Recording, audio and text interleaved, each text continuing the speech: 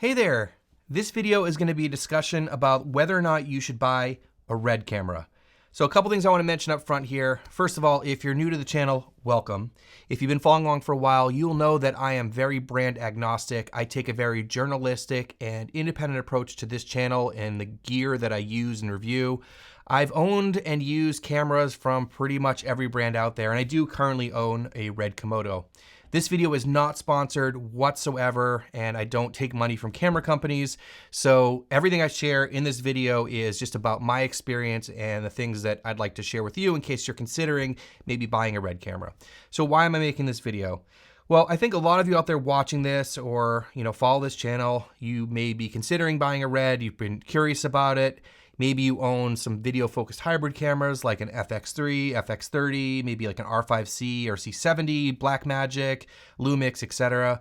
And you might just be curious about picking up RED. So that's what we're gonna get into in this video. Now, a little bit about myself. I am a videographer and a content creator. I don't consider myself a filmmaker, a cinematographer, or a DP. So I make content for this channel, and I also do some freelance videography work. Now, I don't have a lot of experience with RED cameras, and I've really only used the RED Komodo. Although I haven't shot with it that much because I own so many different cameras, I do feel like at this point I am comfortable with it and I know how to get a good image out of it. I understand the camera and I can tell you a little bit more about it, and I'm comfortable with that. So just want to give you a little bit of my background. All right, so with all of that out of the way, let's first talk about why people love RED cameras. I think the first thing to talk about is the R3D compressed RAW codec. If you're unfamiliar with this, the RED cameras record a 16-bit compressed RAW codec. 16-bit gives you so much more color depth and color information. Most of us are shooting in 10 or maybe 12-bit colors, so there's a lot more opportunity to push and pull the image in post and do a lot more heavy grading. Also, the fact that it shoots compressed RAW gives you a lot more flexibility because the file sizes are smaller, and having that true RAW codec is fantastic in post because if you don't know this, you can adjust the ISO and white balance non-destructively. What that means is, like, generally we try to all get our white balance as close as possible in camera, but if you're off by a little bit, you can just tweak the white balance slider in your NLE. But when you're working with raw footage, you can move the white balance however you want and it doesn't destroy the image. It's non-destructive, and that's because we're getting the information right off the sensor and you're making that adjustment in post. It gives you a much cleaner image and gives you a lot more flexibility in case you do miss things or you just need to make a small tweak. It will be a lot more accurate. The next thing I want to talk about is really the color science, or just the colors that come out of the RED cameras. I have to say they have a look, just like every camera, every lens, everything has a look to it. I personally really love the look coming out of RED. It's something that I can't really describe, and often I say it kind of just looks like a movie coming right out of the camera. That's the only way I can really describe it. Now, I don't want to take away from the other cameras and brands and all that stuff. I shoot on all those things, and you can get great images out of them. But just like everything has a look, I really personally, I'm speaking personally here, love the look that comes out of RED cameras. I think it's a little bit unique. The other thing is the build quality. These cameras are like all metal. They're very durable. They're very well made. I think a lot of the cameras that we're all using, there's a lot of plastic and that sort of stuff. And the other part of it are the ergonomics and the riggability. So this camera, this is the OG RED Komodo. It's just a little box. And yes, you can't use it just like this, but if you want to keep it really simple, you can put a few BP batteries on the back, a lens on it, a small monitor, and you can get out there and keep it really small. You can even use your phone to monitor it. Now, you can also rig this up with a cage and a whole bunch of other stuff and put big lenses on it and all the things you would need for a bigger production. These are very riggable, and I would like to see more camera companies start making box cameras for videographers and filmmakers because it makes our lives a lot easier. There's also a brand awareness for clients, and this will really depend on where you are and the types of jobs that you're shooting. But in some situations, not all situations, but in some situations, you will see clients that will be excited that you're shooting on RED or will think you're more legitimate and those sorts of things. That may necessarily not be a reason to buy a RED camera, but there is brand awareness with RED.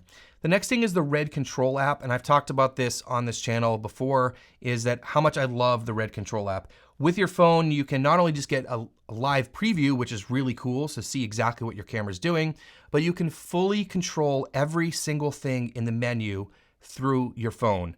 This is so handy for not just like when you're filming yourself in a content creation situation, but if the camera's mounted somewhere else or you just need to quickly access the menu, the settings, you can start and stop recording. It is super awesome. And I wish more camera companies would start implementing better apps for their phones, for their cameras, all that stuff. So that's a huge advantage that I really love about the RED system, is the control app. I also think that RED does a really good job about listening to their customers and engaging with the community.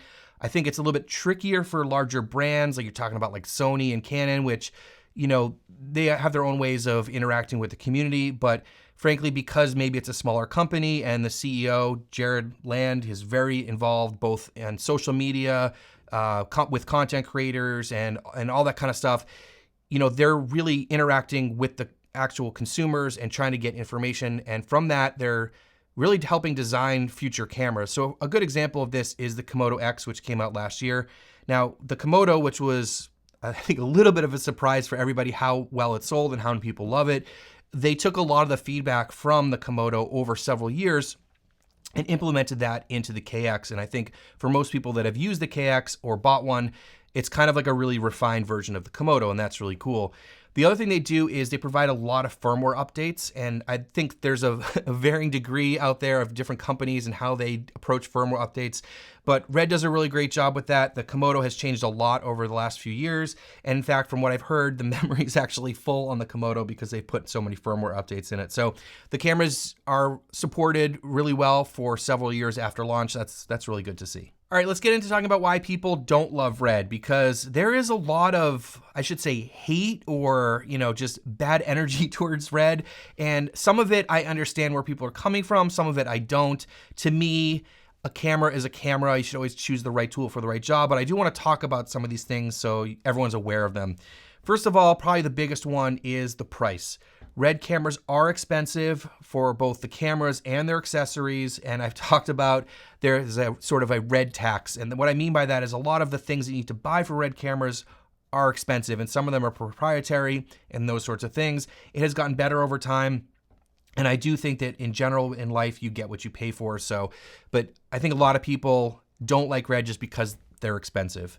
There was also a situation with the RED mags, that's the proprietary storage device on older RED cameras, and it came out that the storage that was inside of these proprietary, you know, cartridges were not proprietary. And so this left a bad taste in a lot of people's mouths, and I totally understand that. I was not involved with RED and did not own a RED camera at that point, so this wasn't something that personally impacted me.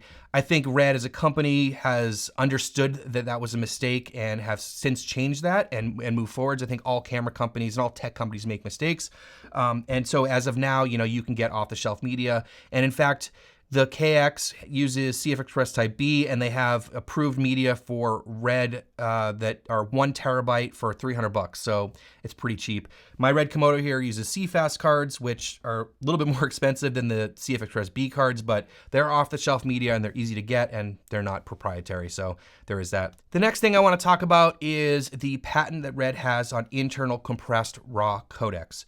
This is a subject that gets people really worked up on the internet, and I understand that, but what I want to get across are some misunderstandings about it. Now, I am not a legal expert. I don't know all the details, but I will share what I understand so most of you can learn a little bit more about it. Now, this patent was given to them legally several years ago, and I'm not going to debate if they should have gotten it or shouldn't have gotten it. It is what it is. Now, camera companies can shoot internal RAW if it's not compressed, or they can, what most people have been doing to skirt this is to send a signal out to like an Atomos or Blackmagic monitor that can record RAW in those. And so a lot of people are recording 12-bit RAW in like an Atomos Ninja V and those sorts of things.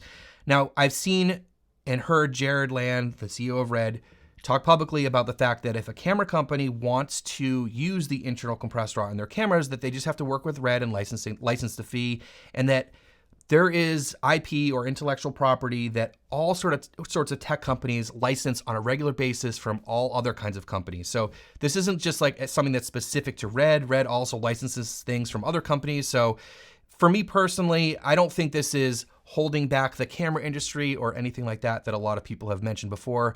Personally, if a camera company wants to include internal compressed RAW and pass that cost along to me, I'm happy to pay for that. I can't imagine it's that much money for one camera to give us that flexibility.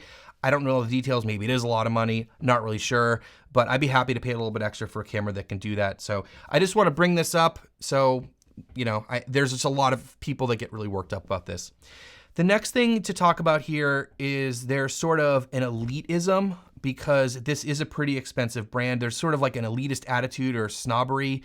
And this isn't with every RED user, but I think this is probably true in a lot of communities, especially with expensive products. I think about like car brands or whatever, fill in the blank with whatever expensive brands that you're thinking of. Even with like the Apple community, there's people that look down on people that aren't using Apple products and all this stuff. So again, it's not everybody in these communities, but I think there are some people that have this sort of elitist attitude about RED, and that just seems silly to me, but it's just a camera. But it does exist out there, and I think a lot of people, you know, look negatively on RED because of that, but these are just cameras. So I want to do the pros and cons here about why you shouldn't buy a RED, and then we'll talk about why you should buy a RED. So why should you not buy a RED? Now, I think the biggest point I want to get across here is that this will not make you a better filmmaker or videographer. Let me say that again. If you buy a RED, you are not instantly a better filmmaker or videographer. I think there are a lot of people that think when they buy a RED, they're just going to be an amazing filmmaker. The other cameras, which I mentioned earlier, that most of us use and own, are really, really good and will get you a very similar image in a lot of different situations. I think the bigger thing to think about here is if you're trying to improve your filmmaking, your cinematography, all that stuff, is to really focus on lensing, lighting, storytelling, the talent, the costume and set design, the color grading, etc. You do not need a RED to be a real filmmaker.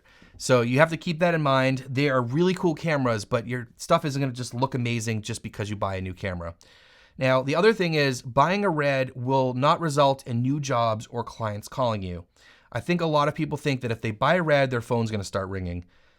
People aren't just going to know that you have a RED, and REDs are easily accessible at this point. So there are some situations where having a RED might get you some jobs down the road, but if you just buy a RED, your phone's just not going to start ringing.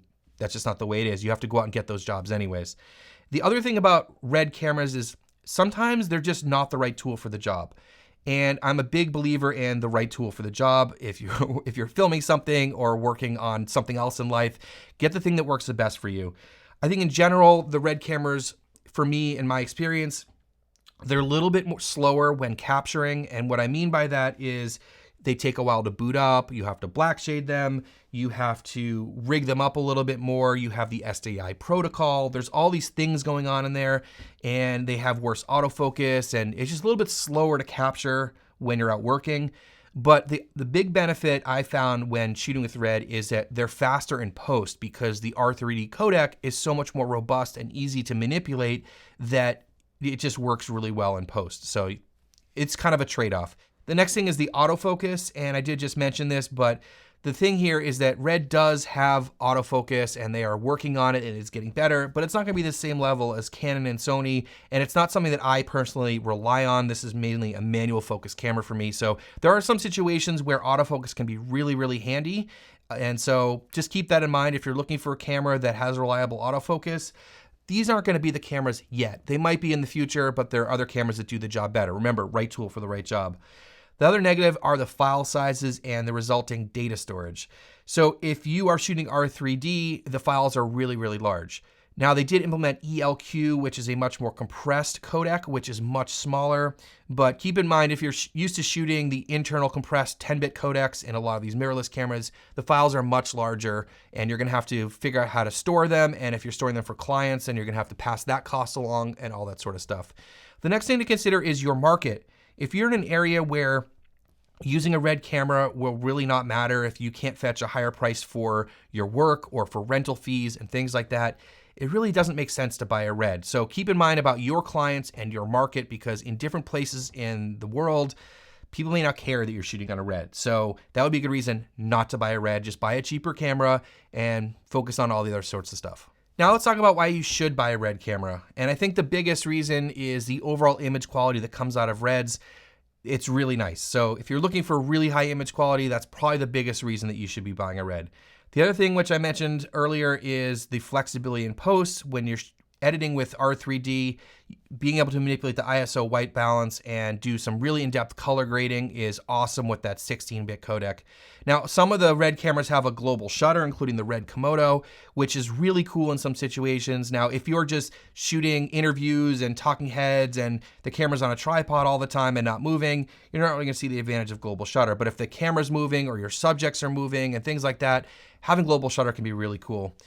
The next thing is if you have RED cameras, you can often charge more for your rental fees to your clients. So you could offer more package. You could say we could bring, mirrorless cameras, we could bring RED cameras, you may be able to charge more for your rental fees. Again, if you're in the right market with the right clients. You can also rent out the REDs to other people in the community. So if you're into that, I personally don't like renting out my cameras, but a lot of people do to sort of pay themselves back more to sort of cover the cost of purchasing the RED. But there are very desirable cameras to rent out. Also, being an owner operator can be advantageous in some situations. And what I mean by that is there are some situations where clients want to get a camera operator and then they want it also to be shot on RED. So if the camera operator can also bring the camera, they're going to be more familiar with it, and they also don't have to source a rental for that camera because the operator can bring it. So in some situations, it makes yourself a little bit easier to be hired as an owner operator. The other situation is if your clients are specifically asking for REDs or R3D deliverables, then of course having a RED will be really handy. All right, let me talk about some of my personal experience and why I like shooting with RED. And this is, again, just my personal preference here. I love the image quality, like I was talking about earlier. I think it produces just such a cool image. The build quality and ergos, I think, are unique to RED, and I really do like the way the cameras feel, the way they operate, and those sorts of things. I also think that the RED cameras are just like a little bit different. And what I mean by that is I've shot on all these other cameras, these hybrid mirrorless cameras, small cinema cameras, and the RED cameras just feel different. And I think in this day and age of having a lot of different options, a lot of cameras that produce really awesome images, sometimes it's good to pick a camera that you really enjoy shooting with, that you want to pick up and go out and shoot with, that kind of inspires you. And that's kind of what this camera does in a lot of different situations. So I really just enjoy using the RED cameras because it's just a little bit different. The RED control app, like I talked about earlier, is a huge advantage for me, especially if I'm filming myself with a RED. And it just allows me a lot of flexibility and a lot of accessibility with the camera and, controlling it in a lot of different situations. So those are kind of the main things I love about RED. All right, so I'm gonna try to wrap this up. I know I've been talking for a while about this, but a couple last things. First of all, I get a lot of comments about that using a RED is overkill. Now, yes, if I'm shooting myself in my studio here, do I need to use a RED camera? Absolutely not. I could use a whole bunch of different cameras and it would probably look pretty similar. But there are some situations where maybe it will seem overkill, but could be beneficial for you, like if you're shooting real estate or maybe social media content.